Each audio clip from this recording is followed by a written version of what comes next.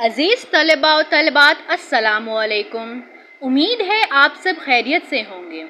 میں ہوں مس سمن اور ہم اس ویڈیو میں نیشنل بک فاؤنڈیشن اردو جماعت ہشتم کے 9ویں سبق مادر ملت کی مشق کریں گے۔ سبق کو غور سے پڑھ کر مندرجہ ذیل خالی جگہیں پر کریں۔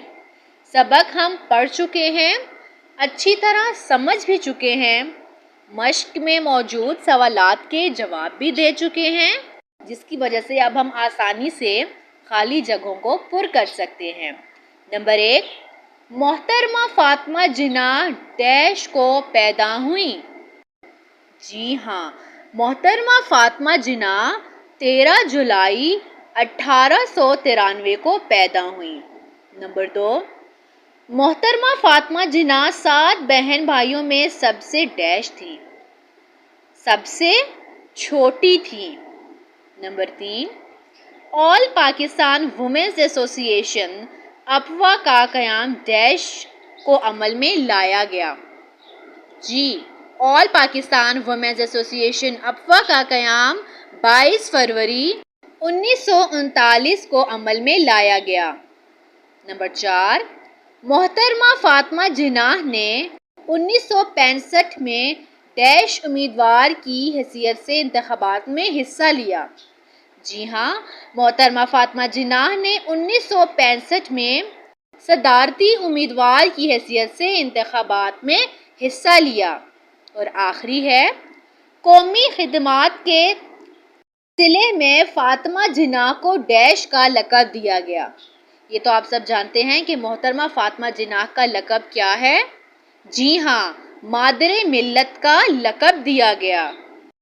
بڑھتے ہیں مشق کے اگلے سوال کی جانب۔ سوال نمبر 3، نیچے دی گئی اقتباس کو ہم غور سے پڑھیں گے اور اس میں موجود اہم نکات پر بات بھی کریں گے۔ پاکستانی جوان وطن کی آن پر قربان ہونا اپنی زندگی کا مقصد سمجھتا ہے۔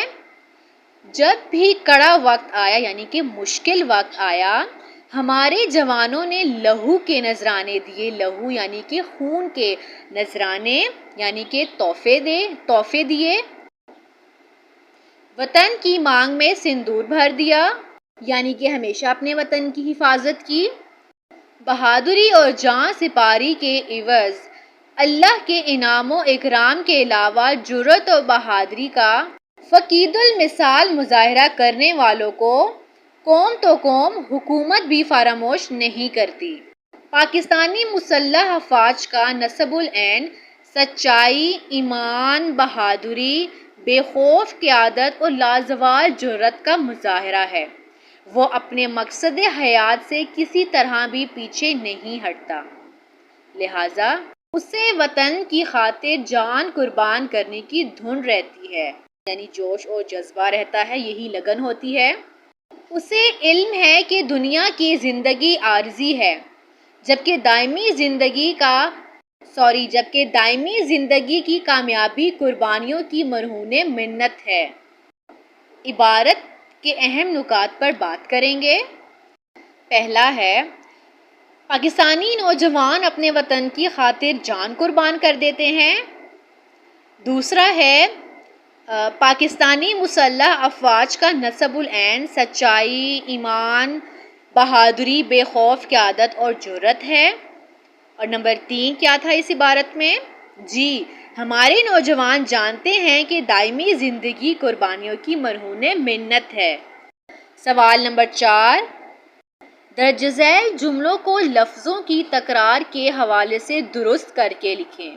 یعنی کہ ان جملوں میں 2 ایسے الفاظ ہیں جو لکھے تو الگ طریقے سے جاتے ہیں لیکن ان کے معنی بالکل سیم ہوتے ہیں، یعنی معنی ان کے ایک جیسے ہوتے ہیں لیکن لکھنے میں الگ الگ ہوتے ہیں۔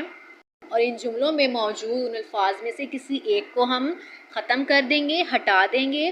اگر ہم دونوں بولیں گے تو یہ غیر مناسب جملہ بنے گا۔ شروع کرتے ہیں۔ نمبر 1، کوہ مری کے پہاڑ سرسبز و شاداب ہیں۔ اس میں دیکھیں کون سے 2 لفظ ہیں؟ کوہ یعنی پہاڑ کو ہی کہتے ہیں اور پہاڑ تو پہاڑ ہی ہے، یعنی اس جملے میں دو لفظ استعمال کیے گئے ہیں، تو یا ہم کوہ کو نکالیں گے یا پہاڑ کو نکالیں گے۔ اس طرح اس کی درست کر کے ایسے لکھیں گے، کوہ مری سرسبز و شاداب ہے۔ اگلا ہے، آب زمزم کا پانی میٹھا ہوتا ہے۔ اس جملے میں آب ہم پانی کو بھی کہتے ہیں اور پانی تو پانی ہے، تو ہم ان دونوں میں سے کسی ایک لفظ کو ہٹا دیں گے تو یہ بنے گا آب زمزم میٹھا ہوتا ہے۔ ہم نے پانی نکال دیا۔ نمبر 3، ماہ رمضان کا مہینہ بابرکت ہے۔ اس جملے میں دو ایسے الفاظ ہیں جن کا ایک جیسا معنی ہے، جیسے کہ ماہ رمضان مہینہ ہوتا ہے اور مہینہ بھی آگے لکھا گیا ہے۔ ہم ان دونوں میں سے کسی ایک کو ختم کر دیں گے، ہٹا دیں گے، تو یہ بنے گا ماہ رمضان بابرکت ہے۔ نمبر 4 اور آخری، آپ کی خیریت نیک مطلوب چاہتا ہوں۔ اس جملے کو درست کر کے لکھیں گے، آپ کی خیریت نیک مطلوب ہے۔ ہم اس کو ایسے بھی کر سکتے ہیں، آپ کی خیریت نیک چاہتا ہوں۔ مطلوب اور چاہنا ایک ہی مطلب ہوتا ہے، تو ہم نے اس میں سے کسی ایک لفظ کو ہٹا دیا، تو یہ صحیح بنے گا آپ کی خیریت نیک مطلوب ہے۔ سوال نمبر 5 کی جانب بڑھتے ہیں۔ سوال نمبر 5 میں ہم مکالمہ کریں گے۔ کیا آپ جانتے ہیں کہ مکالمہ دراصل کہتے کس کو ہیں؟ آپ پچھلی جماعتوں میں پڑھتے آئے ہیں، مکالمہ دو بندوں کے درمیان بحث و تکرار، گفتگو اور بات چیت کو کہتے ہیں کسی بھی موضوع پر۔ اس کے لیے کوئی خاص موضوع نہیں ہوتا، ہم کسی بھی موضوع پر جو ہے کسی بھی ٹاپک پر مکالمہ کر سکتے ہیں۔ اور اس سوال میں مکالمہ ہم نے کس موضوع پر کرنا ہے؟ دو دوستوں کے درمیان یوم پاکستان کے حوالے سے مکالمہ تحریر کرے۔ یوم پاکستان یعنی 23 مارچ، قرارداد لاہور۔ مکالمہ شروع کرتے ہیں۔ استانی صاحبہ جماعت میں داخل ہوئیں، ان کے آتے ہی جماعت میں خاموشی چھا جاتی ہے۔ استانی صاحبہ، السلام علیکم بچوں۔ طالبات، وعلیکم السلام، ہم آواز ہو کر۔ استانی صاحبہ، آج کا عنوان ہے یوم پاکستان، یعنی آج ہم اس عنوان پر بحث و مباحثہ کریں گے۔ علی، مس، یہ تو میرا پسندیدہ عنوان ہے۔ استانی صاحبہ، جیسا کہ آپ جانتے ہیں کہ یوم پاکستان ہر سال 23 مارچ کو منایا جاتا ہے۔ یہ پاکستان کی تاریخ کا سب سے اہم دن ہے۔ عمر، مس، اس دن کی اہمیت کیا ہے؟ استانی صاحبہ،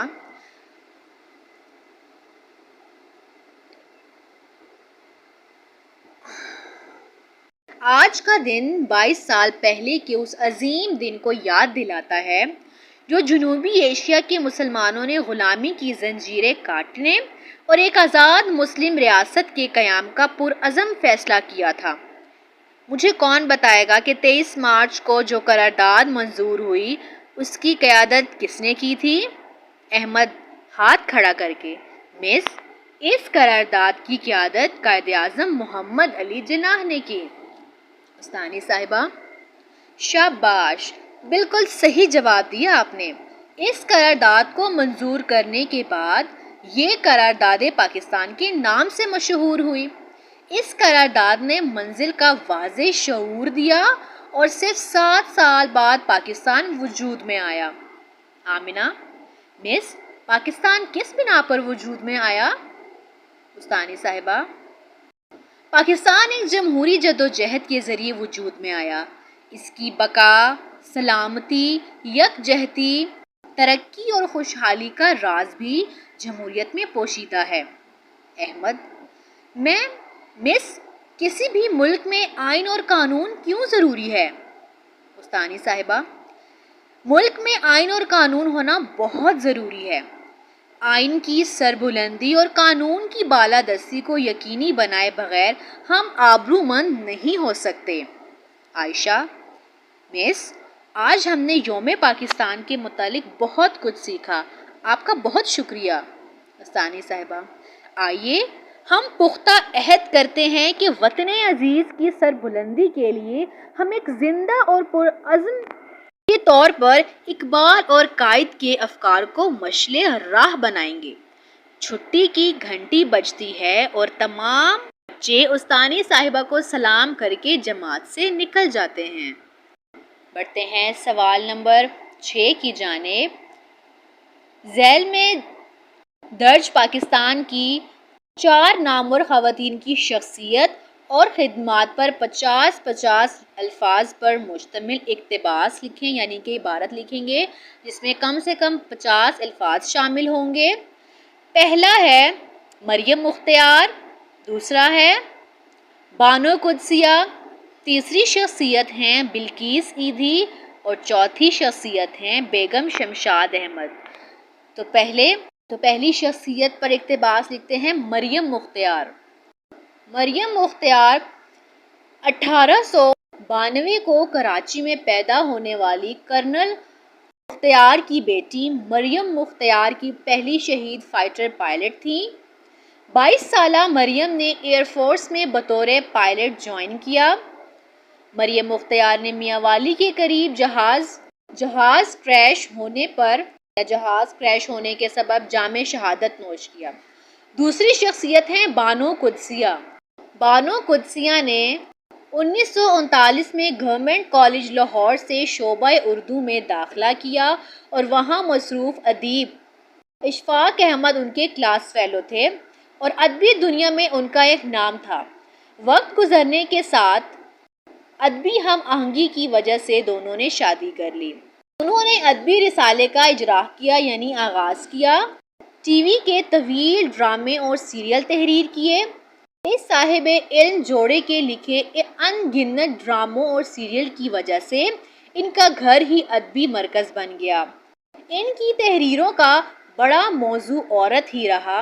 آپ 3 فروری 2017 کو انتقال کر گئیں۔ تیسری شخصیت ہے بلقیس ایدھی۔ انہیں تو آپ جانتے ہی ہوں گے۔ بلقیس ایدھی جناب عبدالستار ایدھی کی اہلیہ تھیں۔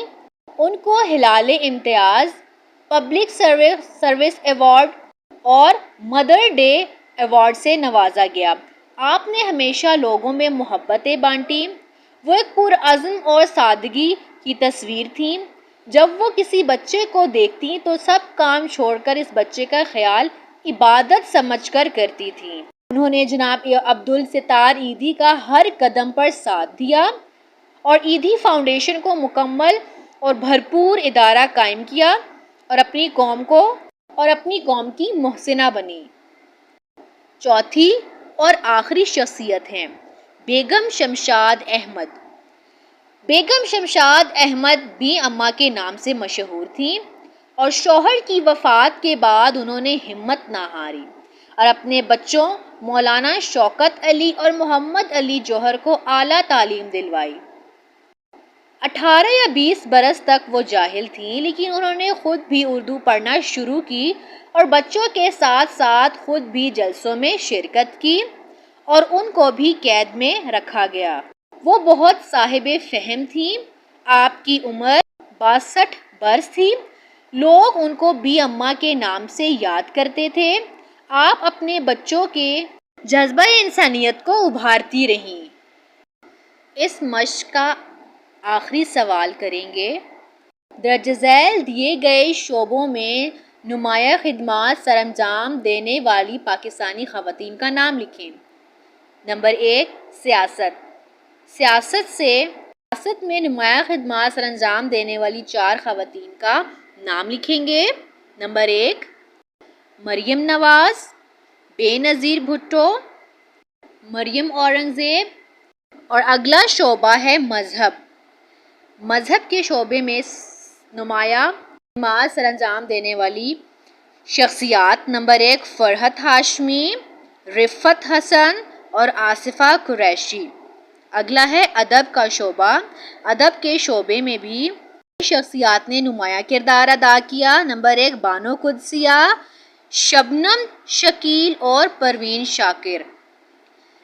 نمبر 4 ہے خدمت خلق کا شعبہ۔ اس شعبے میں بھی نمایاں خدمات انجام دی۔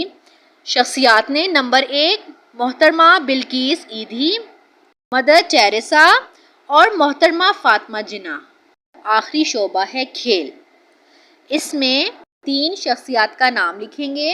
نمبر 1 جنہوں نے نمایاں خدمات انجام دی۔ نمبر 1 ہے پلوشہ بشیر، نمبر 2 شہلا بلوچ اور نمبر 3 ہے انم بند۔ اسی کے ساتھ ہماری اس سبق کی یہ مشق بھی اپنے اختتام پر پہنچی۔ امید ہے آپ کو یہ ویڈیو بہت پسند آئی ہوگی۔